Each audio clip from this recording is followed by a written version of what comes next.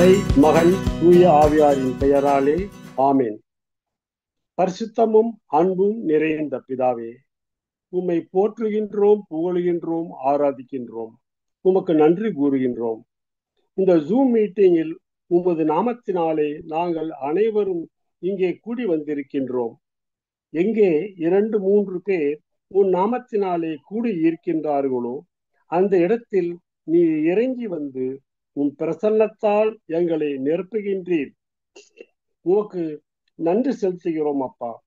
இயேசு கிறிஸ்து மனதுருக்கம் உடைய தேவன், நம் கண்ணீரெல்லாம் துடைப்பவர், நம் ஜெபத்திற்கு பதில் கொடுப்பவர், நம் பாவங்களையெல்லாம் மன்னிப்பவர் என்பவைகளை நம் மனதில் கொண்டு இப்பாடலை பாடி இயேசு கிறிஸ்துவை துதித்து ஆராதிப்போம். இயேசு ராஜா வந்திருக்கிறார், எல்லோரும் கொண்டாடுவோம், கைத்தட்டி நாம் பாடுவோம். இயேசு ராஜா வந்திருக்கிறார், எல்லோரும் கொண்டாடுவோம், கைத்தட்டி நாம் பாடுவோம். கொண்டாடுவோம், கொண்டாடுவோம், கவலைகள் மறந்து நாம் பாடுவோம். கொண்டாடுவோம், கொண்டாடுவோம், கவலைகள் மறந்து நாம் பாடுவோம். கூப்பிடு நீ பதில் கொடுப்பார், குறைகள் எல்லாம் நிறைவாக்குவார். கூப்பிடு நீ பதில் கொடுப்பார், குறைகள் எல்லாம் நிறைவாக்குவார். உண்மையாக தேடுவோரின் உள்ளத்தில் வந்திடுவார். உண்மையாக தேடுவோரின் உள்ளத்தில் வந்திடுவார். கொண்டாடுவோம், கொண்டாடுவோம், கவலைகள் மறந்து நாம் பாடுவோம். கொண்டாடுவோம், கொண்டாடுவோம், கவலைகள் மறந்து நாம் பாடுவோம். மனதுருக்கம் உடையவரே, மன்னிப்பதில் வல்லவர். மனதுருக்கம் உடையவரே, மன்னிப்பதில் வல்லவர். உன்னினைவாய் இருக்கின்றார், ஓடிவா என் மகனே. உன்னினைவாய் இருக்கின்றார், ஓடிவா என் மகளே. கொண்டாடுவோம், கொண்டாடுவோம், கவலைகள் மறந்து நாம் பாடுவோம். கொண்டாடுவோம், கொண்டாடுவோம், கவலைகள் மறந்து நாம் பாடுவோம். கண்ணீரெல்லாம் துடைத்திடுவார், கரம் பிடித்து நடத்திடுவார். கண்ணீரெல்லாம் துடைத்திடுவார், கரம் பிடித்து நடத்திடுவார். எண்ணமெல்லாம் ஏக்கமெல்லாம் இன்றே நிறைவேற்றுவார். எண்ணமெல்லாம் ஏக்கமெல்லாம் இன்றே நிறைவேற்றுவார்.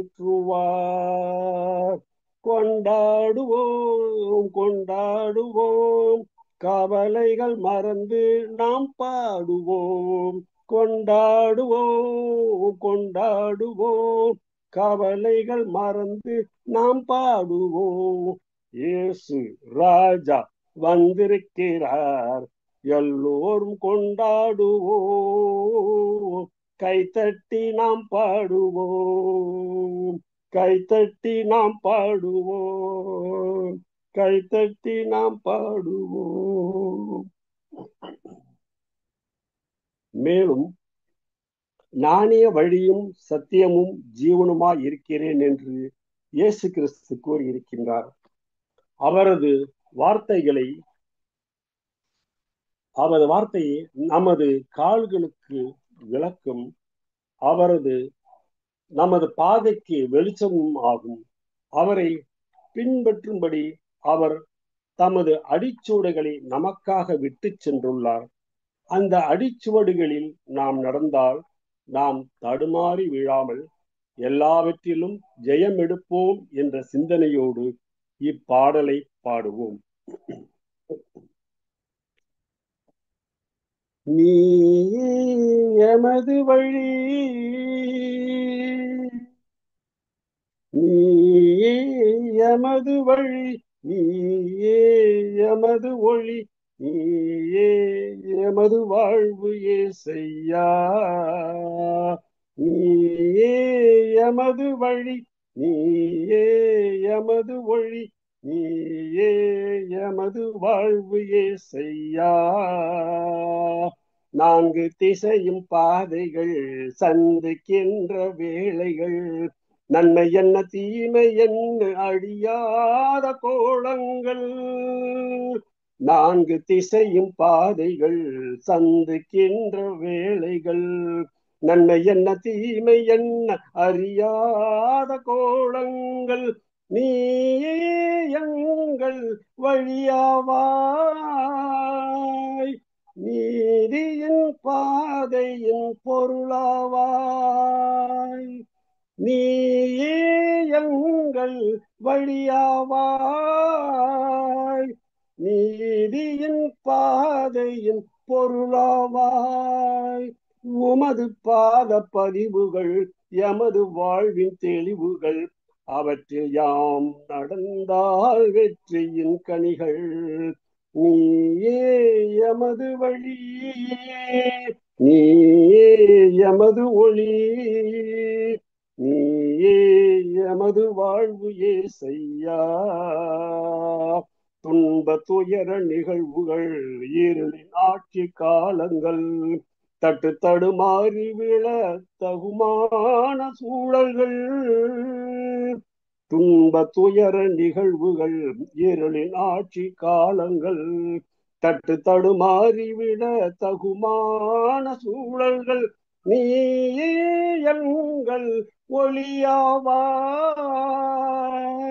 நீதியின் பாதையின் சுடராவாய். நீயே எங்கள் ஒளியாவாய், நீதியின் பாதையின் சுடராவாய். உம்மை நாங்கள் போற்றிட பொய்மை எங்கும் போக்கிட, உண்மையின் இறைவா உனதருள் தாரும்.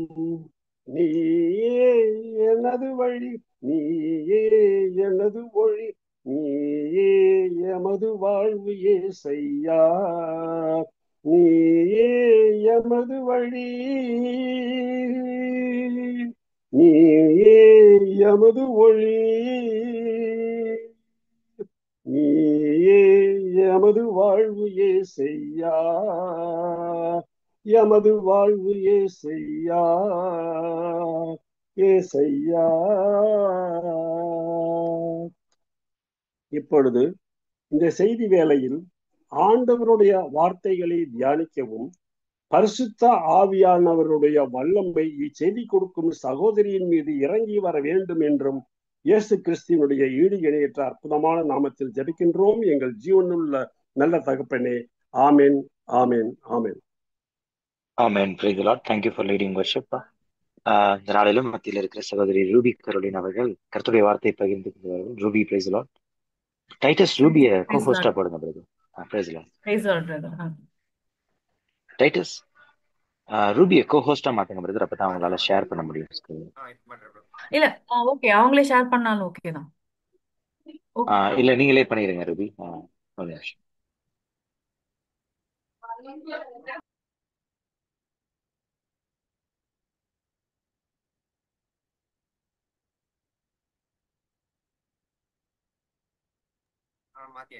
ஓகே, நீங்க ஷேர் பண்ணலாம் ஸ்கிரீன்ல.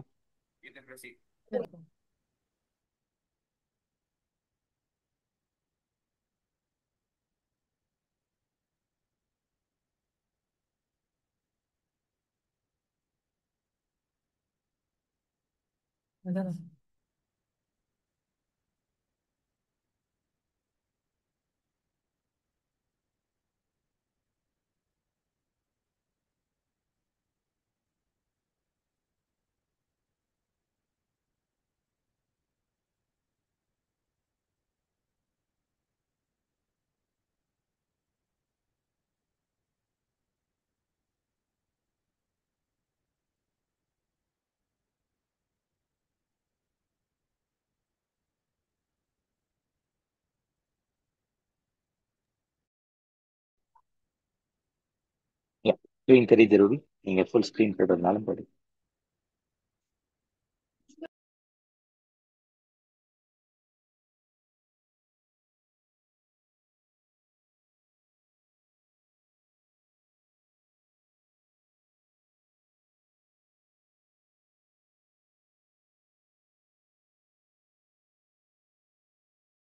ஃபுல் ஸ்கிரீன் வரல. இது எப்படி இருக்கட்டும்? அப்படியா? ஓகே. இந்த கீழே இருக்கு பாருங்களேன், இந்த ஜூம் இருக்கு பாத்தீங்கன்னா பாட்டம் ரைட் கார்னர்ல, அது பக்கத்துல அந்த ரீடிங் ரிவ்யூ இருக்குல்ல, அதை கிளிக் பண்ணீங்கன்னா வந்துடும். சின்ன ஐக்கானா இருக்கும். Full screen. உங்களுக்கு எப்படியோ அது கம்ஃபர்டபுளோ அது பண்ணிக்கலாம். அது நெக்ஸ்ட், அதுக்கு நெக்ஸ்ட் இருக்கு பாருங்க ரீடிங் வியூ, அதுக்கு அடுத்து, அதுக்கு அடுத்து அது இது ரெண்டுத்துல எது போட்டாலும் ஓகே. அவ்வளவுதான். Okay okay sir, thank you sir. Actually praise lord எல்லாருக்கும். இன்னைக்கு ஆசரிப்பு கூடாரத்து வழியா நம்ம நடந்து போகலாம் அப்படின்னு சொல்லிட்டு ஒரு சின்ன ஆசை எனக்கு. நான் சிறு வயதுலேருந்தே எனக்கு பைபிள் படிக்க வாய்ப்பு கிடைச்சது. படிச்சிட்டு இருக்கும் போது இந்த யாத்ராகமம் 25ஆம் அதிகாரத்திலேருந்து எனக்கு ஒண்ணுமே புரியாது.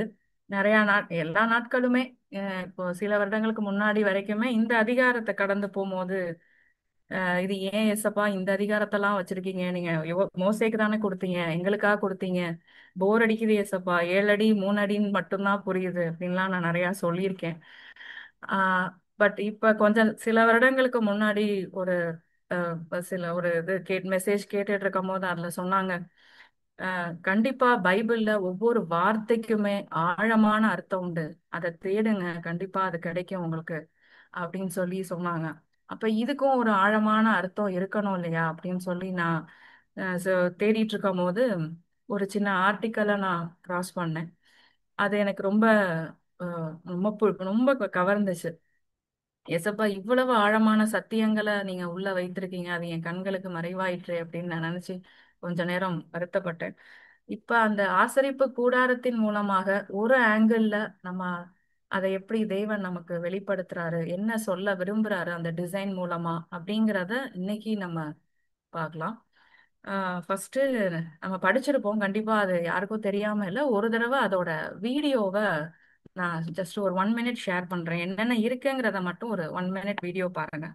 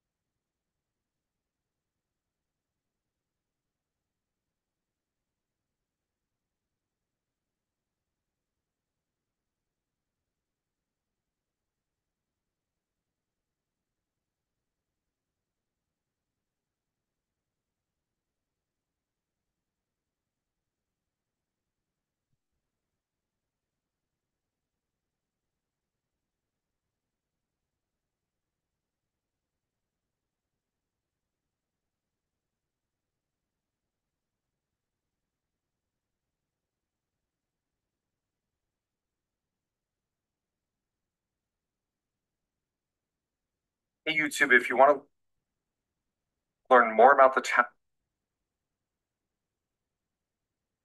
ஸோ இப்ப பார்த்திருக்கோம் இல்லையா, இந்த ஆசரிப்பு கூடாரம் தான் தேவன் மோசேக்கு கொடுத்தது. அவரே டிசைன் பண்ணி, தேவனே டிசைன் பண்ணி கொடுத்தது. இதுல ஃபர்ஸ்ட் நம்ம என்ன பார்க்கிறோம் அப்படின்னா, தேவன் அவர் அவர் தேர்ந்தெடுத்த மக்களுக்கு நடுவுல வாசம் பண்ணணும்னு ரொம்ப விரும்பி இந்த ஒரு டிசைனை மக்களுக்கு மோசே கையில கொடுத்தாரு. ம- அந்த மக்களுக்கு மத்தியில அன்போட வாசம் செய்கிற தேவன் நம்மளுக்கு கிடைத்தது உண்மையிலே நம்ம பாக்கியசாலிகள். இரண்டாவது பாத்தீங்கன்னா, மோசே வந்து எகிப்த் எகிப்துல இருக்கும் பொழுது பெரிய பெரிய பிரமிட் கன்ஸ்ட்ரக்ஷன்ஸ் எல்லாம் பார்த்தவர். ஸோ அவங்களுக்கு நிறைய பிரம்மாண்டங்களை பார்த்தவங்க. ஆனா தேவன் கொடுத்த அந்த ஒரு விஷயத்துல, இந்த இந்த ஆசரிப்பு கூடாரம் விஷயத்துல மோசே தன்னோட எந்த ஒரு ஐடியாலஜியுமே தான் முன்னாடி பார்த்த அந்த ஒரு பிரம்மாண்டங்களை அவர் இங்க கொண்டே வரல. தேவன் என்ன கொடுத்தாரோ கொடுத்த அளவுல அளவுல அதே மாதிரி செய்து முடித்தார். அப்படி அவர் ஒருவேளை அந்த வண்டர்ஸ் ஆஃப் த வேர்ல்டு மாதிரி ஏதாவது செஞ்சிருந்தா ஒருவேளை ஆசரிப்பு கூடாரம் இருந்திருக்கும். ஆனா தேவன் அதுல வாசம் பண்ணியிருக்க மாட்டார். தான் சொன்னத அவர் அப்படியே கீழ்ப்படிந்து செய்ததுனால தேவன் அதுல ரொம்ப விரும்பி வந்து வாசம் பண்ணினார். இது இரண்டாவதா இந்த ஆசரிப்பு கூடாரத்துல நான் இந்த இது தெரிஞ்சுக்கிறேன். மூன்றாவதா பார்த்தோம்னா, இந்த ஆசரிப்பு கூடாரத்துக்கு சுற்றிலும் அடைச்சிருவாங்க. ஒரே ஒரு வாசல் தான் இருக்கும், முன்னாடி இருக்கிற அந்த வாசல். இதெல்லாம் எதை காட்டுது அப்படின்னா, நம்ம ஏசப்பா வந்து மனிதர்களுக்கு நடுவுல வாசம் பண்ணி நமக்காக பலியானார். அந்த பூமியில வாழ்ந்த காலங்கள்ல ஒரு வார்த்தை கூட தன் பிதாவானவர் சொன்னத அவர் வந்து மாத்தி எதையுமே செய்யல. அவர் சொன்ன வார்த்தைகளை, எழுதப்பட்ட வார்த்தைகளை அப்படியே நிறைவேற்றினார். கடைசி எழுத்து, முதல் எழுத்திலிருந்து கடைசி எழுத்து வரைக்கும் அதை அப்படியே நிறைவேற்றினார். மூன்றாவதாக, நாம பிதாவினிடத்தில் சேருவதற்கு இயேசு கிறிஸ்து தான் ஒரே வழி, வேறு வழியே இல்லை அப்படிங்கிறத ஒரு முன்கூட்டிய ஒரு அடையாளமாக இந்த ஆசரிப்பு கூடாரத்தை தேவன் மக்களுக்கு கொடுத்தார். நாலாவதா பாத்தீங்கன்னா, எகிப்துல சூரிய நமஸ்காரம் அவங்க ரொம்ப விரும்பி அதை பிரதானப்படுத்தி பண்ணுவாங்க. ஆனா இந்த ஆசரிப்பு கூடாரம் எப்படி இருக்கும்னா, மக்கள் வந்து வெஸ்ட நோக்கி உள்ள போற மாதிரி தான் இருக்கும். அதாவது ஈஸ்டுக்கு அவங்களோட பேக் சைடை காட்டுற மாதிரி இருக்கும். தட் மீன்ஸ் அவங்க ஆ, தேவனை தவிர வேற எதுக்குமே முக்கியத்துவம் கொடுக்க மாட்டாங்க, கொடுக்கல அப்படிங்கிறத ரெப்ரசன்ட் பண்றதுக்காக அந்த கூடாரம் ஈஸ்ட் நோக்கி இருக்கும். ஆனா மக்கள் உள்ள போகும்போது அந்த சூரியனுக்கு தன்னோட பேக் சைடு தான் காட்டுவாங்க. ஸோ இது நான்காவதா நான் தெரிஞ்சுக்கிட்டது. ஸோ இந்த 4 விஷயங்களும் ஃபர்ஸ்ட் இந்த ஆசரிப்பு கூடாரத்தை பத்தின ஒரு சின்ன இன்ட்ரோடக்ஷன். இப்ப இந்த ஆசரிப்பு கூடாரம் டிசைன் மூலியமா நம்ம தேவனை நம்மளோட ஜெபத்துல எப்படி அணுகணும் அப்படிங்கிறத அது ஒரு ஆங்கிள். இது வந்து ஒரு ஆங்கிள். இன்னும் நிறைய ஆழமான சத்தியங்கள் இதுக்குள்ள புதைந்து கிடக்கு. அஹ் யாருக்காவது இத பத்தின வெளிப்பாடு இருந்துச்சுன்னா நீங்க வேற ஒரு நாள் நீங்க ஷேர் பண்ணலாம். இது வந்து இப்ப நான் சொல்றது தேவனை நம்மளோட ஜெபத்துல எப்படி அணுகணும். நம்ம வந்து ஒரு ப்ராசஸ்னு ஒண்ணு இருக்கு. கண்டிப்பா அவர் வந்து மிகவும் பெரியவர். அவரை பார்க்க போகணும் அப்படின்னா அதுக்கு முன்னாடி நம்ம ஆயத்தமாகணும். அதை எப்படி நம்ம ஆயத்தமாகணும் அப்படிங்கிறத நம்ம இந்த டிசைன் மூலமா நம்ம தெரிஞ்சுக்க போறோம். ஃபர்ஸ்ட் ஃபர்ஸ்ட் சங்கீதம் 100 2 3 4 5 வசனங்கள் என்ன சொல்லுதுன்னா,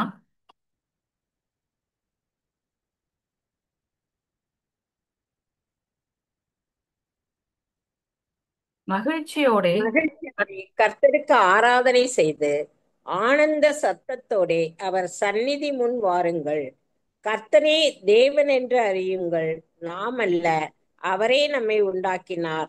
நாம் அவர் ஜனங்களும் அவர் மேய்ச்சலின் ஆடுகளுமாய் இருக்கிறோம். அவர் வாசல்களில் துதியோடும் அவர் பிரகாரங்களில் புகழ்ச்சியோடும் பிரவேசித்து அவரை துதித்து அவருடைய நாமத்தை ஸ்தோத்திரியுங்கள். கர்த்தர் நல்லவர், அவருடைய கிருபை என்றென்றைக்கும், அவருடைய உண்மை தலைமுறை தலைமுறைக்கும் உள்ளது. ஆமென். ஆமென்.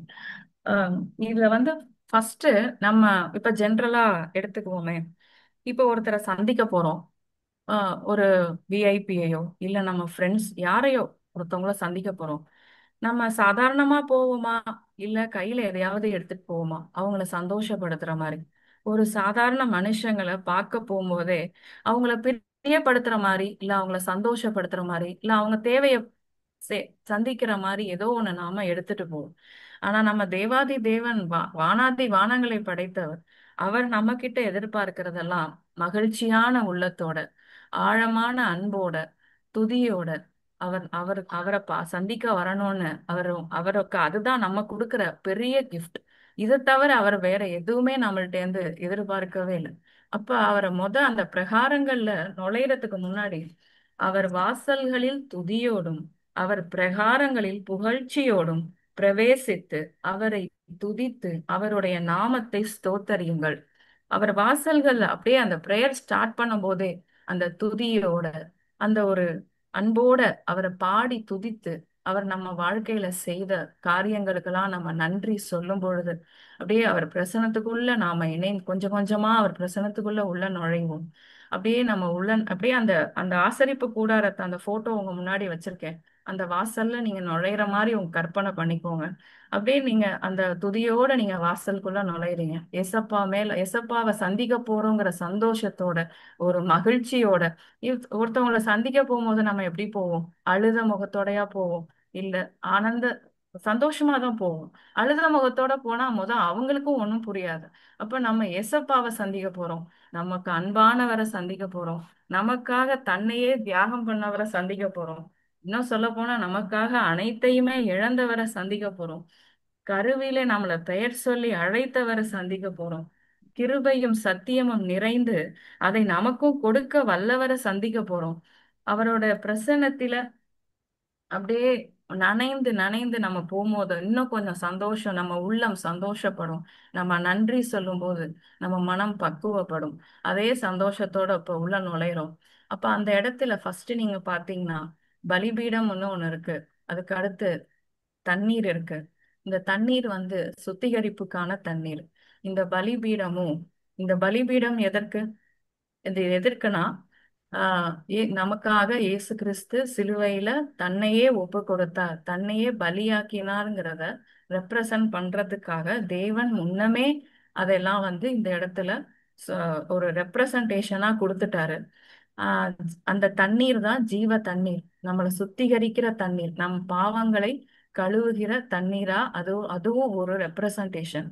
இந்த ரெப்ரசன்டேஷன் மூலமா நாம என்ன கத்துக்கிறோம்னா, நம்ம துதிகளை ஏறெடுத்துட்டு நாம நம்மளுடைய உடலை, அதாவது உடல் சார்ந்த இச்சைகளை, சுய இச்சைகளை, சுய எண்ணங்களை, சுய போராட்டங்களை எல்லாவற்றையுமே பலிபீடத்துல அவருக்கு முன்னாடி வச்சு தகன பலி ஆக்கிட்டு நாமளே நம்மளுடைய உடம்ப தகன பலி ஆக்கிட்டு நம் பாவங்களை நாம அவருக்கு அவரை மனம் மடிவாக்குற மாதிரி செய்த சில குற்றங்களை எல்லாவற்றையும் தகன பலி ஆக்கணும் அப்படிங்கிறது தான் ஃபர்ஸ்ட் நாம கத்துக்கிறது. ஃபர்ஸ்ட் அவர் அணுக போறதுக்கு முன்னாடி நம்ம சுயம் நம்மள்ட்ட இருக்கக்கூடாது. சுயத்தோட நம்ம போனதே கௌரவம், அந்த ஒரு நம்ம நிறைய நான் யோசிச்சு பார்த்தோம்னா நிறைய நிறைய வந்துகிட்டே இருக்கும் பாவம். சுயமா என்னென்ன நம்ம யோசிக்கிறோமோ நமக்கு ஐயோ ஏன் ஸ்டேட்டஸ், ஏன் கௌரவம், ஏன் இது எல்லாவற்றையும் அவருக்கு முன்னாடி அந்த பலிபீடத்துல வச்சு எரிச்சு சாம்பல் ஆக்கிட்டு வெறும் ஆளா, நம்ம படிச்ச படிப்பு, நம்மளோட வேலை, நம்மளோட எதுவுமே அவர் முன்னாடி ஒண்ணுமே இல்லை, எல்லாமே குப்பை.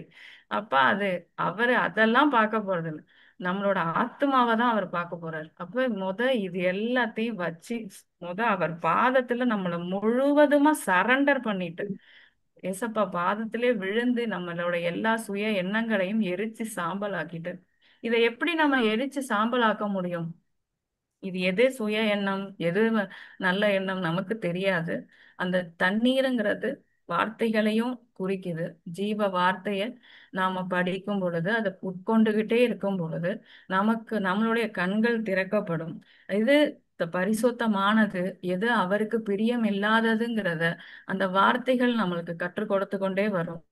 அப்ப அந்த வார்த்தைகள்ல நம்ம படித்ததை வச்சு நம்ம வந்து நம்மளோட ஒவ்வொரு நாளும் செல்ஃப் அனலைஸ் பண்ணி அந்த கா நம்ம வந்து ப்ரேயர் பண்ற நேரத்துல நம்மளையே சோதித்து பார்த்து நம்ம என்ன செய்தோம், நேற்று என்ன செய்தோம், நம்ம ஏதாவது கடவுளுக்கு பிடிக்காததை செய்திருக்கோமா இல்ல அவருக்கு பிரியமானதை செய்திருக்கோமான்னு சோதிச்சு சோதிச்சு அப்படியே நாம் அவருக்கு பிடிக்கல எது பிடிக்காததுன்னு நம்மளுக்கு தெரிஞ்சிருச்சுனாலே உடனே அதை அவர் பாதப்படியில வச்சு உடனே அதை சரண்டர் பண்ணி, அப்பா இனிமே அது மேற்கொள்ள விடாதபடி நீங்க பாதுகாத்து கொள்ளுங்க, நம்மள டோட்டலி சரண்டர் ஃபர்ஸ்ட்.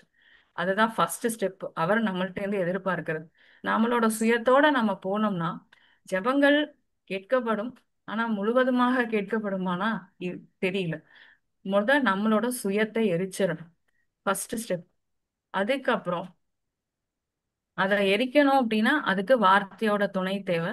அந்த ஜீவ தண்ணீரான வார்த்தையை நம்ம அடிக்கடி உட்கொள்ளணும். நெக்ஸ்ட் பாத்தீங்கன்னா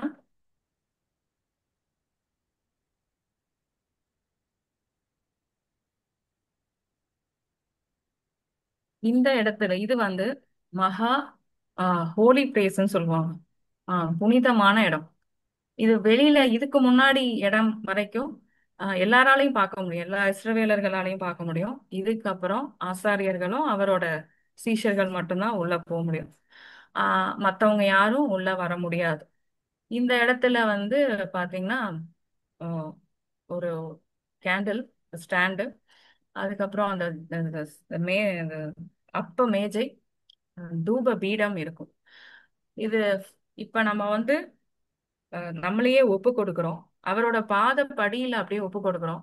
ஒப்பு கொடுக்கிறப்ப நம்ம நொறுங்குண்டு நம்மளையே தகர்த்து நம்ம அவர் பலிபீடத்துல நம்மளை அர்ப்பணிக்கும் பொழுது பரிசுத்த ஆவியானவர் தாமே நம்மளோட ஆவிக்குள்ள நம்மளுக்கு வெளிச்சமாக இருப்பார். அந்த வெளிச்சம் நம்ம ஆவிய ஒளி ஊட்டும். அதுதான் இங்க வந்து தேவன் வந்து அதுக்கு அடையாளமாக பரிசுத்த ஆவியானவருக்கு அடையாளமாக இந்த அஹ், இந்த குத்து விளக்க அங்க வைக்க சொல்லியிருப்பாரு. அந்த குத்து விளக்குல பாத்தீங்கன்னா 7 இது இருக்கும். நடுவுல ஏசப்பாவோட அந்த நடுவுல இருக்கிறது ஏசப்பாவை ரெப்ரசன்ட் பண்ற மாதிரி கொடுத்திருப்பாங்க. மீதி இருக்கிற 6மே ஏசப்பாவோட இதுல இணைந்திருக்கும். அதுங்க தனியா நிக்காது, அதுங்க இணைந்திருக்கும். அப்ப நம்ம அவரோட இணைந்து இருக்கிறதுக்கு அது சமானமாகுது. அப்ப நம்ம பரிசுத்த ஆவியானவர் தாமே நம்ம ஆவிக்குள்ள இறங்கி அதை வந்து ஒளிரச் செய்யும் பொழுது ஒளிரச் செய்வாரு. ஆனா அந்த ஒளி வந்து எப்ப வந்து அந்த ஒளி நமக்குள்ள எப்போதுமே பிரகாசிக்கணும். ஏன்னா அது வெளிப்படுத்தினல் விசேஷம் 3ஆம் அதிகாரம் 15, 16 தேவன் என்ன சொல்லியிருப்பாருன்னா,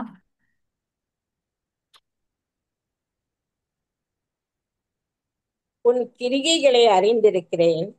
நீ குளிருமல்ல அனலுமல்ல. நீ குளிராயாவது அனலாயாவது இருந்தால் நலமாயிருக்கும்.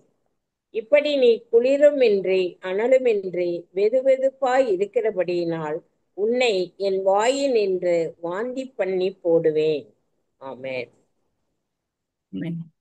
இப்ப நம்ம வந்து குளிராவும் இல்லாம நம்ம வந்து குளிரா இல்லாம அனலாவும் இல்லாம வெதுவெதுப்பா இருந்தா அவர் நம்மள விட்டு அகன்று போயிடுவாரு. அப்ப நம்ம எப்போதுமே அனலா இருக்கணும். அனலா இருக்கணும் அப்படின்னா அதுக்கு இந்த இந்த இடத்துல இந்த விளக்க வந்து எப்படி அவர் எப்போதுமே எரியூட்ட சொல்லியிருப்பாரு, அது எதுல சொல்லியிருப்பாருன்னா யாத்ராகமம் 27:20 சொல்லியிருப்பாரு.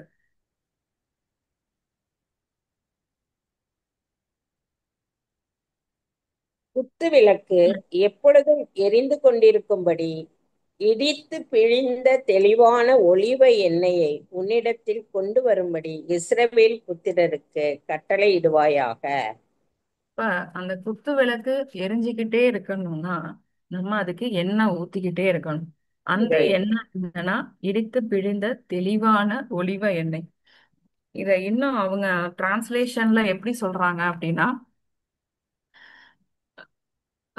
அத வந்து அந்த ஒலிவ பழங்களை வந்து இடித்து பிழியறதுக்கு முன்னாடி ஸ்டேஜிலேயே ஒரு சின்ன கீறல் போட்டு அதுல இருந்து ஃபர்ஸ்ட் வர்ற oil, the finest oil, the purest ஆயில தேவன் இந்த இடத்துல இந்த விளக்கு தண்டுல ஊத்துறதுக்கு கட்டளையிட்டு இருப்பாரு. தி பியூரஸ்ட் ஆயில். அது மாதிரி பியூர் வந்து இல்ல. தி ஃபைனஸ்ட் அண்ட் பியூரஸ்ட்னு சொல்றாங்க. அந்த ஆயிலை தான் தேவன் இந்த விளக்கு தண்டு எரிவதற்கு யூஸ் பண்ண சொல்றாரு. அப்ப நம்மளோட வாழ்க்கையில நம்ம எதை ப்ரீஷியஸா நினைக்கிறோமோ, even time, what ever it is, எதா இருந்தாலும் நம்ம எதை ப்ரீஷியஸா நினைக்கிறோமோ அதுல முதன்மையானத தேவனுக்கு அர்ப்பணித்து கொடுக்கும் பொழுது நம்மளுக்குள்ள அந்த ஆவி இன்னும் அதிகமாக எரிஞ்சுக்கிட்டே இருக்கும். ரெண்டாவது, அந்த அப்ப மேஜை எதை சொல்லுது அப்படின்னா, வார்த்தைகள் நாம படித்து நம்மளோட புத்தியை நம்ம தெளிவாக்கிக்கிட்டே வரும் பொழுது நமக்குள்ளே இருக்கிற ஆவியானவர் அனலாக்கி கொண்டே இருப்பார். இந்த அப்ப மேஜை இன்னொன்னு எதை குறிக்குது அப்படின்னா, நம்ம வாழ்க்கையில ஒவ்வொரு விஷயமும் இந்த உலகத்துக்கு தேவையானது நமக்கு கிடைக்குது இல்லையா? வீடு, எல்லா வசதிகளும் சேர்த்துதான் சொல்றேன். வேலை, ஆஹ் என்னென்ன கம்ஃபர்ட்னஸ் நம்மளுக்கு இந்த உலகத்துல கிடைச்சிருக்கோ அந்த ஒவ்வொன்றுமே அவருடைய பாதத்திலிருந்து தான் வந்ததுக்காக நாம நன்றி சொல்லும் விதமாகவும் இந்த அப்ப மேஜை நமக்கு உணர்த்துது. சோ அதையும் நம்மளுக்கு கிடைக்கிற அந்த உணவு, ஒவ்வொரு நாளும் 3 வேளையும் நம்மளை போஷிக்கிற தேவனாக அவர் இருக்கிறாரு. இதெல்லாம் ரெப்ரசன்ட் பண்ற விதமா தான் அந்த அப்ப மேஜை நமக்கு ரெப்ரசன்ட் பண்ணுது. இப்ப நம்ம இது எல்லாமே ஒவ்வொன்றிற்காகவும் நன்றி சொல்லிட்டு, அதே சமயத்துல அந்த தூப பீடத்துல எப்படின்னா, அதிகமாகவும் நெருப்பு வரக்கூடாது, ரொம்ப குறைவாகவும் அந்த புகை வரக்கூடாது. அதுல தேவனுக்கு ஏற்ற வகையில தான் அந்த இடத்துல அந்த புகை வரணும். இது எப்படி பண்ணணுங்கிறது அந்த ஆசாரியனுக்கு மட்டும்தான் தெரியும். அப்ப இது எதை ரெப்ரசன்ட் பண்ணுதுன்னா, நம்ம உள்ளத்து ஃபர்ஸ்ட் நம்ம துதியோட புகழ்பாவோட நம்மளை சரண்டர் பண்ணி பரிசுத்த ஆவியானவரோட துணையோட நம்ம ஃபர்ஸ்ட் தேவனுக்கு பிரியமான விண்ணப்பங்களை, ஜெபத்தை ஃபர்ஸ்ட் நம்ம ஏறெடுக்கணும். எடுத்தோடனே நம்மளோட விண்ணப்பங்களை அவர் முன்னாடி வைக்காம அவருக்கு பிரியமான ஜெபங்கள், விண்ணப்பங்கள், அத தேவனே நமக்கு கற்றுக் கொடுத்திருக்காரு இல்லையா? பரலோகத்தில் இருக்கிற எங்கள் பிதாவே, உம்முடைய நாமம் அர்ச்சிக்கப்படுவதாக, உம்முடைய ராஜ்யம் வருக, உம்முடைய சித்தம் பரலோகத்தில் செய்யப்படுவது போல பூலோகத்திலும் செய்யப்படுவதாக. இந்த தான் ஃபர்ஸ்ட் சொல்லணுங்கிறத தேவனும் நமக்கு கற்றுக் கொடுத்திருக்காரு. அதே மாதிரி நம்ம ஜெபிக்கும் பொழுதே உங்களுக்கு அந்த உணர்வு கொஞ்சம் கொஞ்சமா பரிசுத்த ஆவியானவர் உங்களை வழி நடத்துவார். எந்த விண்ணப்பத்துக்காக நம்ம ஜெபிக்கணும், முதலில் எதற்காக ஜெபிக்கணும், நம்மளோட தேசத்துக்காகவா, நம்மளை ஆளும் தலைவர்களுக்காகவா, எதற்காக ஜெபிக்கணுங்கிறத நம்ம அப்படியே அவர் பிரசனத்துக்குள்ள கொஞ்சம் கொஞ்சமா போகும் பொழுது அவர் உணர்த்துவாரு. அந்த விளக்கு, அந்த வெளிச்சத்துல நம்ம பிரேயர் அவருக்கு ஏற்ற விண்ணப்பங்களை அவர் சமூகத்துல நாம ஏறெடுக்கணும். நன்றி அறிதலோட, நமக்கு அவர் செய்த எல்லாவற்றிற்காகவும் நன்றி அறிதலோட அவருக்கு ஏற்ற விண்ணப்பங்களை ஏறெடுக்கணும். இதற்கு நமக்கு வெளிச்சம், நம்ம ஆவி அனலா இருக்கணும், விளக்கு எரிந்து கொண்டே இருக்கணும், பரிசுத்த ஆவியானவர் எரிந்து கொண்டே இருக்கணும். அவர் எரிந்து கொண்டே இருக்கணும்னா நமக்கு நாமளே சுத்திகரிப்பு எப்பொழுதுமே பண்ணி கொண்டே இருக்கணும். வார்த்தைகளை கொண்டு நம்ம அடிக்கடி நம்மள சுத்திகரிப்புக்குள்ள நடத்தி கொண்டே இருக்கணும். நம்ம நன்றி அறிதல் உள்ளவர்களா இருக்கணும், நன்றி சொல்லிக்கொண்டே இருக்கணும். ஒவ்வொரு விஷயத்துக்காகவும் நம்மளால இயன்ற அளவு ஒரு நாளைக்கு எவ்வளவு நன்றிகள் சொல்ல முடியுமோ சொல்லிக்கிட்டே இருக்கலாம். சோ அப்படி சொல்லும் பொழுது நமக்குள்ள இருக்கிற பரிசுத்த ஆவியானவர் இன்னும் அனலாகுவாரு. அவர் நம்ம ஆவிய மட்டும் வெளிச்சத்துக்குள்ள கொண்டு வர மாட்டாரு, நம்மளை சுற்றி இருக்கிறவங்களையும் அவங்க ஆவியையும் எப்படி வெளிச்சத்துக்குள்ள கொண்டு வரணுங்கிறதுக்கும் தேவையான ஞானத்தை கொடுத்து அவர் வழி நடத்துவாரு. இந்த இடத்துல ஹோலி பிளேஸ். இதுக்கு அப்பெல்லாம் ஆசாரியர்கள் தான் போகணும், ஆசாரியர்கள் தான் செய்யணும், மக்கள் எல்லாம் வெளியில நிக்கணும். ஆனா இப்பொழுது நம்ம தேவன் சிலுவையில 2ஆக கிழித்தார். எல்லாருமே என் அண்டை வாங்க, எல்லாருமே ஆசாரியர்களுமா ராஜாக்களுமா அவர் சந்நிதியில நிக்கணும்னு தான் அவரோட முழு முதல் விருப்பம். அப்ப நம்ம போய் எந்த ஆசாரியரையும் தேட வேணாம், நம்ம அவங்க செஞ்சாதான் பலிகள் ஏற்றுக்கொள்ளப்படுங்கிற அந்த எண்ணத்தையும் மாற்றிவிட்டு நாம முழுமையா நம்மளை தாழ்த்தி நொறுங்குண்ட இதயத்தோட நம்மளை பிச்சு அப்படியே அவர் சமூகத்துல வச்சுட்டு அவர் தான் நம்மளுக்கு எல்லாமே. பவுல் சொன்னது மாதிரி, இனி நான் அல்ல, இயேசுவே என்னில் வாழ்கிறாருங்கிற அந்த ஒரு ஒரு வார்த்தையை அப்படி நம்மளும் சொல்லிக்கிட்டே அவர் சமூக தண்டை இன்னும் இன்னும் அதிகமாக நெருங்கி சேர கடவோம். அதே மாதிரி நம்ம சேரும் பொழுது லாஸ்டா உள்ள மகா பரிசுத்த ஸ்தலம்னு சொல்றாங்க இத. இதுக்குள்ள ஆசாரியர் தவிர வேற யாராலையும் போக முடியாது. இந்த இடத்துல வந்து தங்கத்தினால மரத்தினால செய்து தங்கத்தினால பூசப்பட்ட ஒரு பெட்டி இருக்கும். அதற்குள்ளதான் தேவன் கொடுத்த அந்த 10 கட்டளைகள் வார்த்தையும் மன்னாவும் இருக்கும். இந்த மன்னா மட்டுமே பாத்தீங்கன்னா ஒன்றுமே ஆகாது, ஒரு சேதமும் ஆயிருக்காது. ஆனா இஸ்ரவேலர்கள் கொஞ்சம் ஜாஸ்தியா சேர்த்தது கூட ஒரு நாள்ல அவங்க சேர்த்திருந்தாங்கன்னா அடுத்த நாளே அது புழு வச்சிருக்கும். ஆனா இந்த இடத்துல இந்த பெட்டிக்குள்ள வைத்த மண்ணா அப்படியே பாதுகாக்கப்பட்டிருக்கும், ஒரு புழு ஒண்ணுமே அணுகியிருக்காது. அதே இதுல அவங்க என்ன சொல்ல வர்றாங்கன்னா, வார்த்தைகளை நம்ம மூளையோட நம்மளுக்கு நம்ம படிக்கிறோம், வார்த்தைகளை படிக்கிறோம், ஆனா அதை தியானிக்காம அப்படியே படிச்சுட்டு அப்படியே விட்டுட்டோம் அப்படின்னா அது கெட்டு போயிடும். நம்ம அதை படித்து அதை நம்ம வாழ்க்கையில செயல்படுத்தும் பொழுதுதான் அது கெடாம பல பிரயோஜனமான பலன்களை கொடுக்கும்.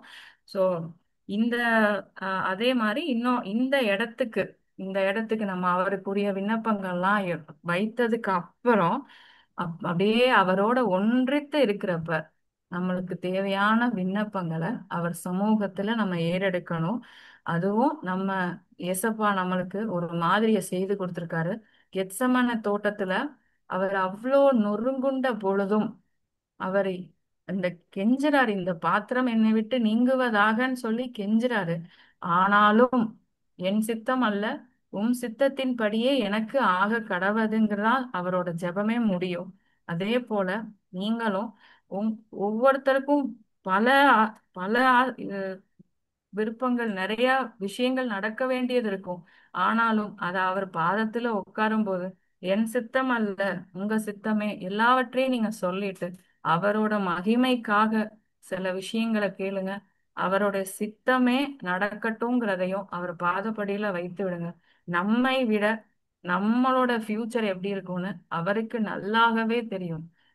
அது அது ஏன் அது எப்படி அது வந்து சொல்ல முடியாத ஒரு மகிழ்ச்சி. அவரோட உறவாடுகிற நேரம், அந்த உறவாடுகிற நேரத்துல அப்பா நான் இதெல்லாம் சொல்லிட்டேன், ஆனா உங்க உங்க சித்தமே என் வாழ்க்கையில நடக்கட்டும், நீங்க ஃபைனலா அவருக்கு நீங்க உங்களோட இம்பார்ட்டன்ஸ கொடுக்கும் பொழுது, உங்க வாழ்க்கையில அவரோட திட்டம் நடக்கட்டும்னு சொல்லி நீங்க விட்டு கொடுக்கும் பொழுது, உங்க வாழ்க்கைய விட்டு அவருக்காக நீங்க விட்டு கொடுக்கும் பொழுது அவரு உங்கள செயலாற்ற நீங்க அர்ப்பணிக்கிறீங்க. அவரும் உங்க மூலமா அவருடைய நாமத்தை மகிமைப்படுத்த நீங்க அவர்கிட்ட உங்களை விட்டு கொடுக்கும் பொழுது கண்டிப்பா அவர் உங்க மூலியமா அவருடைய நாமம் பிரஸ்தாபப்படும். இரண்டாவது உங்க தேவைகளும் ஏற்ற நேரத்துல ஏற்ற சூழ்நிலையில அது எப்படி சந்திக்கப்படணுமோ அப்படி சந்திக்கப்படும். நம் கண்களுக்கு அது ஆச்சரியமாக இருக்கும். அவரோட மகிமைய நாம இந்த இந்த ஒரு நீங்க வந்து ப்ரேயர் பண்ணும்போது இந்த ஒரு டிராவல் நீங்க கொடுக்குறீங்க அப்படின்னா அது உங்களுக்கு ஒரு சிறந்த ஒரு நாளாக இருக்கும். அன்னைக்கு உங்களுக்கே ஒரு இனம் புரியாத சந்தோஷம் இருக்கும். ஏன்னா நீங்க அவரோட நெருங்கி உறவாடி இருக்கீங்க. அந்த இனம் புரியாத சந்தோஷத்தை நீங்க அனுபவிக்கும் போது தெரியும் அவர்தான் உண்மையான தேவன்கிறது. அதுக்கப்புறம் இந்த வாசஸ்தலம், இந்த கூடாரத்தின் மூலமா நான் கற்றுக்கொண்டது என்னன்னா, இந்த மேலே போடுகிற அந்த மூடு திரைகள். மூடு திரைகள்ல பாத்தீங்கன்னா 4 மூடு திரை உள்ளது. விசித்திர வேலையாக செய்யப்பட்ட திரித்த மெல்லிய பஞ்சு நூல், இளநீல நூல், இரத்தாம்பர நூல், சிவப்பு நூலால் ஆன ஒரு மூடு திரை. ஃபர்ஸ்ட் மூடு திரை இது வாசஸ்தலத்தின் உட்பகுதியில் போடப்பட்டிருக்கிறது. அது கிறிஸ்துவினால் உண்டான நீதியின் சௌந்தரியத்தை காட்டும். அடுத்த 2ஆம் மூடுதிரை ஆட்டு மயிராலான ஒரு மூடுதிரை போடப்பட்டிருக்கும். அது வந்து கிறிஸ்து நம் பாவங்களை சுமந்து பாளையத்துக்கு புறம்பே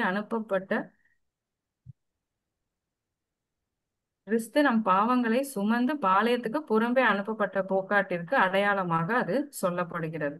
மூன்றாம் மூன்றாம் திரை வந்து சிவப்பு தீர்ந்த ஆட்டுக்கடா தோலினாலானது. கிறிஸ்து நமக்கு பதிலாக நமக்காக இரத்தம் சிந்தி மரித்ததை காட்டுகிறது. கடைசியாக மேற்புறத்தின் மூடுதிரை தகசு தோலிலானது. அது பார்க்கத்தக்க ரூபம் அதுக்கு இல்லாததையும் வனாந்தரத்தின் மண் ஒட்டிக்கொள்ளும் ஒரு வெளிப்புறமான அழகு இல்லாததையே காட்டுகிறது. இந்த 4 மூடுதிரைகளும் தே தேவன் நமக்காக இந்த பூமியில வந்து பலியானதை ரெப்ரசன்ட் பண்ற விதமா தான் அப்பவே மோசே காலத்திலேயே ஒவ்வொன்றையும் ஒவ்வொன்றையும் அழகா பிளான் பண்ணி அதை டிசைன் பண்ணியிருக்காரு ஆசரிப்பு கூடாரத்தை. அது தேவன் நம் இந்த இந்த மூடு திரைகளை போட்டதுக்கு அப்புறம் பாத்தீங்கன்னா அந்த வாசஸ்தலத்தை வெளியிலேந்து பாக்குறப்ப அவ்வளவு அழகாலாம் இருக்காது. பார்க்க ஓரளவுக்கு இருக்கும். ஆனா நீங்க உள்ள போய் பார்க்கும்போது அதோட அழகை ரசிக்க முடியும். அதே மாதிரிதான் கிறிஸ்துவோ. நீங்க கிறிஸ்துவோ இல்ல அவரது சபையோ உண்மையா அவருக்காக வாழ்ந்து கொண்டிருக்கிற சபைகளை பார்க்கும்போது வெளியிலேந்து பார்க்க ரொம்ப அழகாலாம் இருக்காது. ஆனா நீங்க அது உள்ள போகும்போது அவரோட பிரசன்னத்தை உணர்வீங்க. அது ரொம்ப அழகா இருக்கும் பார்க்க. அதுதான் உண்மையாகவே தேவனுக்கான சபை. தேவனும் அப்படிதான். அவருக்கு இந்த பூமியில வந்தப்ப பார்க்கத்தக்க ரூபம்லாம் அவருக்கு இல்லை. ஆனா அவருக்குள்ள வாழ்ந்தவங்க அத்தனை பேரும் சந்தோஷமா மகிழ்ச்சியா வாழ்ந்தாங்க. அதுதான் நிஜம். அதே மாதிரி அந்த ஆஹ், வாசஸ்தலத்துல சுத்தி இருக்கிற அந்த தூண்கள் அது ஒவ்வொன்றுமே வந்து பாத்தீங்கன்னா மரத்தால செய்யப்பட்டு கோல்டால வந்து சுத்தி அதை இதை அடைச்சிருப்பாங்க. சுத்தி அதை கவர் பண்ணியிருப்பாங்க. அது எதற்கு அப்படின்னா அந்த மரம்ங்கிறது நம்ம மனிதர்கள். ஆனாலும் நம்ம கூடிய சீக்கிரத்திலேயே தேவனுடைய வாசஸ்தலத்துல போய் அங்க ஒரு நல்ல ஒரு ஆத்மாவாக தங்கத்திலான ஒரு ஒரு ப்ரீஷியஸா நம்ம மாற போறோம். தங்கம்னா ஒரு ப்ரீஷியஸ் திங். அப்ப அது மாதிரி நம்ம ஆக போறோம் அப்படிங்கிறத ரெப்ரசன்ட் பண்றதுக்காகவும் இந்த சுத்தி இருக்கிற அந்த தூண்கள் வந்து ரெப்ரசன்ட் பண்ணும். அதே மாதிரி இந்த போர்டு பாத்தீங்கன்னா அந்த போட்டோல உங்களுக்கு தெரியும். இது வந்து 2 பக்கமும் 2 வெள்ளி ஜார்ஸ் இருக்கும். அதுக்கு நடுவுல தான் இத பிளேஸ் பண்ணுவாங்க. அந்த நம்ம வந்து அதை வந்து எப்படி சொல்றாங்க அப்படின்னா ஒண்ணு வந்து விசுவாசத்துக்கும் இன்னொன்னு கீழ்ப்படிதலுக்கும். அதாவது நம்ம இருதயம் எப்பொழுதும் விசுவாசத்திலும் கீழ்ப்படிதலிலும் அது நம்மளோட பேஸ்மெண்ட்டே வந்து விசுவாசமும் கீழ்ப்படிதலுமா இருக்கும். அப்ப நம்மளோட இதயம் வந்து இதுல பேஸ்மெண்டா இருக்கும் பொழுது இதுலயே நம்மளோட அடித்தளம் அமையும் பொழுது அதை வந்து யாராலையும் அசைக்க முடியாது. அதுதான் இந்த இந்த இந்த போர்ட்ஸ் மூலியமாகவும் அந்த கன்ஸ்ட்ரக்ஷன் மூலியமாகவும் தேவன் நம்மளுக்கு வெளிப்படுத்த விரும்புறாரு. அது அப்ப நம்ம ப்ரேயர் பண்ணினா மட்டும் பத்தாது. நம்ம விசுவாசத்திலையும் உறுதியா இருக்கணும். கீழ்ப்படிதல்ல ரொம்ப உறுதியா இருக்கணும். அவர் வார்த்தைகள்ல கீழ்ப்படிதல்னு வந்துட்டா ஜீசஸ் கிரைஸ்ட் எப்படி கீழ்ப்படிந்தாரோ மோசே எப்படி அவரோட வார்த்தைகளுக்கு இந்த கூடாரத்தை சொன்னபடியே செஞ்சாரோ அதே மாதிரி நாமளும் அவரோட வார்த்தைகளுக்கு முழுவதுமா தலையிலிருந்து கால் வரைக்கும் எந்த ஒரு ஆக்டிவிட்டிஸுமே அவரை தாண்டி போகாம அவருக்காக முழுமையா நம்மளை ஒப்பு கொடுத்து கீழ்ப்படியும் பொழுது நம்மளுடைய வாசஸ்தலம் ஆசரிப்பு கூடாரமாக மாறும். அந்த ஆசரிப்பு கூடாரத்துல தேவன் ரொம்ப மகிழ்ச்சியோட வந்து வாசம் பண்ணுவார். அவருக்கு பிரம்மாண்டம் தேவையில்லை. நம்ம வாழ்க்கையில நம்ம பெரிய லெவல்ல இருக்கணும்லாம் அவர் எதிர்பார்க்கல. அவர் எதிர்பார்க்கிறதெல்லாம் பரிசுத்தம், விசுவாசம், கீழ்ப்படிதல். இதை நம்ம அவருக்காக முழுமையா அர்ப்பணிக்கும் பொழுது அவர் நமக்காக சந்தோஷமா நம்ம வாசஸ்தலத்துல வந்து தங்குவாரு. நாம இன்னும் பலரை ஒளிபெற செய்ய நமக்கு ஞானத்தை கொடுப்பார். உகந்த காணிக்கையாய் ஒப்பு கொடுத்தேனையா சுகந்த வாசனையாய் முகர்ந்து மகிழுமையா சுகந்த வாசனையாய் நுகர்ந்து மகிழுமையா தகப்பனே பீடத்தில் தகன பலியானேன் தகப்பனே பீடத்தில் தகன பலியானேன். அக்கினி இறக்கிவிடும், முற்றிலும் எரித்து விடும். அக்கினி இறக்கிவிடும், முற்றிலும் எரித்து விடும். உகந்த காணிக்கையாய் ஒப்பு கொடுத்தேனையா, சுகந்த வாசனையாய் முகர்ந்து மகிழுமையா. வேண்டாத பலவீனங்கள் ஆண்டவா முன் வைக்கிறேன். வேண்டாத பலவீனங்கள் ஆண்டவா முன் வைக்கிறேன். மீண்டும் தலை தூக்காமல் மாண்டு மடியட்டுமே. மீண்டும் தலை தூக்காமல் மாண்டு மடியட்டுமே. உகந்த காணிக்கையாய் ஒப்பு கொடுத்தேனையா, சுகந்த வாசனையா முகர்ந்து மகிழுமையா. நன்றி. Thank you brother. Thank you Ruby. Praise the lord. அருமையா டேபர்னக்கிளை குறித்து எக்ஸ்பிளைன் பண்ணீங்க. Glory to God. நான் கேட்ட காரியங்களிலே ஏதாகிலும் கேள்விகளோ இல்ல கமெண்ட்ஸ் இருக்குமானால் இந்த நேரத்துல பகிர்ந்து கொள்ளலாம்.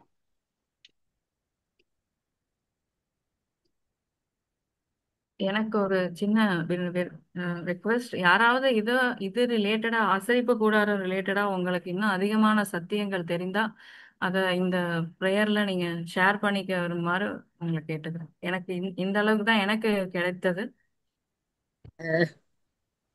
ஓகே, இதுவே பெரிய விஷயம் ரூபி, நல்லா எக்ஸ்பிளைன். Thanks aunty. ஆல்ரைட், யாராவது ப்ரே பண்ணி க்ளோஸ் பண்றீங்களா? அம்மா அப்படியே ப்ரே பண்ணி எங்களை க்ளோஸ் பண்றீங்களா? எஸ் பண்ணுங்க. திவ்யா சிஸ்டர் பண்ணுங்க. எங்களை அளவுக்கு அதிகமாய் நேசிக்கிற அன்பின் பரலோக தகப்பனே, உமக்கு நன்றி ராஜா. சப்பா, இந்த அருமையான வேலை கொடுத்தக்கா உமக்கு நன்றி. உம்மை பற்றி ஆராதிக்க, துதிக்க, தியானிக்க கொடுத்த நேரத்துக்கு உமக்கு நன்றி ராஜா. இசப்பா, நாங்க ஒவ்வொரு நாளும் எங்க இருதயத்தையும் எங்க சிந்தனையையும் நாங்க கிளீன்ஸ் பண்ணிக்கிட்டே இருக்கணும். எங்க லைஃப் லாங் அது தொடர்ச்சியா ஒவ்வொரு நாளும் உமக்கு பிரியமா வாழணும், பரிசுத்தமா வாழணும். எங்க பரிசுத்தமா இருக்கிறதுக்காக தான் எங்களை நீங்க அழைச்சிருக்கீங்க சுவாமி. இசப்பா, உண்மை போல பரிசுத்தமா ஒவ்வொரு நாளும் பரிசுத்தம் உள்ளவன் இன்னும் பரிசுத்தமா ஆயிட்டு இருக்கணும் சுவாமி. அதுக்கு உதவி செய்யுங்க. எங்களால ஒன்றும் முடியாது சுவாமி. சரீர முயற்சி அற்ப பிரயோஜனம் உள்ளது ராஜா. நாங்க என்னதான் இப்படி பண்ணாலும் அப்படி பண்ணாலும் தேவனே, அது ஒரு நாளும் எங்களோட நீதியை நிலைநாட்டாது, எங்களோட கிரியை நிலைநாட்டாது சுவாமி. உம்முடைய விசுவாசத்தினாலும் வருகிற நீதி, உம்முடைய தேவ நீதி தான் ஏசப்பா எங்களுக்கு முக்கியம் சுவாமி. அதன் வழியா ஏசப்பா நாங்க எங்களை உங்களுக்கு சமர்ப்பிக்கிறோம் ராஜா. எங்களை ஒப்பு கொடுக்கிறோம். எங்க சிந்தனைகளையும் எங்க இருதயத்தின் உள்ள வர எண்ணங்களை எல்லாத்தையும் தேவனே உமக்கு முன்பாக பலியிடுறோம் சுவாமி. தேவனே, நீர் வரும்போது நாங்கள் குற்றமற்றவங்களா இருக்கும்படியாக தேவனே, எங்களை ஆவி ஆத்மா சரீரம் முழுவதும் பரிசுத்தமுள்ளவங்களா நாங்க காத்துக்கொள்ளும்படி நீங்க கொடுத்துருக்கீங்க. இவ்வளோ பெரிதான டைமை கொடுத்துருக்கீங்க, காலத்து நேரத்தை கொடுத்துருக்கீங்க. இசப்பா, அதை நாங்க பிரயோஜனப்படுத்தி கொண்டு எங்க வாழ்க்கையில உங்களுடைய கட்டளைக்கு, உங்களுடைய கற்பனைக்கு, உங்களுடைய வழிகளுக்கு ஏசப்பா நாங்களை ஒப்புவித்து எங்க மற்றவர்களுக்கு மாதிரியா நாங்க நடக்க தேவனே உதவி செய்யுங்க ராஜா. இன்னும் அதிகமா உங்களுடைய வார்த்தைகளையும் சரி, உங்களுடைய கனிகளை தர விஷயங்களையும் சரி, மற்றவர்களிடத்துல அன்பு கூறுகளையும் சரி சப்பா, இன்னும் அதிகமா உண்மை வெளிப்படுத்தணும் ராஜா. எங்களை நாங்க ஒப்பு கொடுக்கிறோம் ராஜா. இசப்பா, நீ வரும்போது இசப்பா நாங்க பிழையற்றவங்களா இருக்கிறதுக்கு நீங்க ஒருவர் மாத்திரம்தான் இசப்பா உதவி செய்ய முடியும். எங்களால ஒன்று கூடாது ஐயா. எங்களுக்கு தயவு செய்து உதவி செய்யுங்க சுவாமி. ஏசு மூலம் ஜெபிக்கிறோம் ஜீவன் நல்ல பிதாவே. ஆமென். ஆமென். ஆமென். Price the Lord. என் ஆத்துமாவே கர்த்தரை ஸ்தோத்திரி, என் முழு உள்ளமே அவருடைய பரிசுத்த நாமத்தை ஸ்தோத்திரி. என் ஆத்துமாவே கர்த்தரை ஸ்தோத்திரி, கர்த்தர் செய்த சகல நன்மைகளை மறவாதே. ஆமென். Thank you all for joining today. God bless you.